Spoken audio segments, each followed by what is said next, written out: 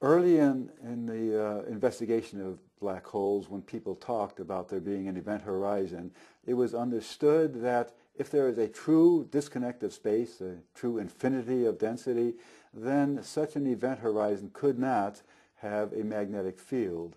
And how do you picture a magnetic field? Well, we like to talk about little field lines streaming out of the MECO, and that's kind of hair-like. And so a tradition came of saying black holes have no hair, meaning because of the true black holes having this infinite density surface which cannot transmit a magnetic field, black holes should not have hair. Now, that's a tough sticking point to me because every graduate student learns that the first day, that the black hole objects that we infer to exist in nature don't transmit magnetic fields. The problem was that when this stopped being a theoretician sport and people started making actual observations, that means actually being able to resolve the structures that are emitting light at the surface of the black hole and just adjacent to the surface of the black hole. It turned out that the structures that were predicted did not seem to be in evidence, or we didn't find just what had been predicted. So what was the reaction to that the public wouldn't have heard? I mean, there was probably a lot of cognitive dissonance that came out of that awareness, or was there denial? It was just ho-hum. But that's not a ho-hum. Probably. Agreed. To me, it's not a ho-hum. It's astonishing. And to a few knowledgeable theoreticians, it was transformative. But, you know, I didn't have a press release. There was no big publicity event.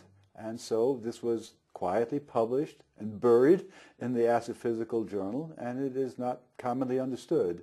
And so there are, I think I recently saw there are 25 or 30 scientific papers that refer to the fact that this is more the character of this MECO objects, the magnetic variant of a black hole, than the structures that were predicted for the black hole, and the universe is yawning. So are you saying that there are some traditional black holes and that these MECOs are a variant on that? Or are you saying that the traditional black hole doesn't exist at all? That really what you have going on are MECOs? I believe that all of the objects that we have attributed to black hole structure actually are MECOs. And there is very good evidence of this for the low mass ones. So these are the star mass ones that we see perhaps 200 of in our galaxy already. There are surely more. And those we observe what is called a spectral state change. And that means sometimes we see puffs of radio emission coming out, but sometimes not. Sometimes they have a much stronger X-ray flux, and sometimes not.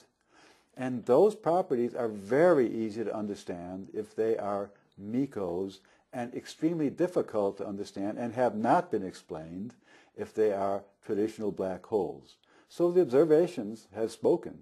The objects are nowhere seen to be the black hole with no hair objects.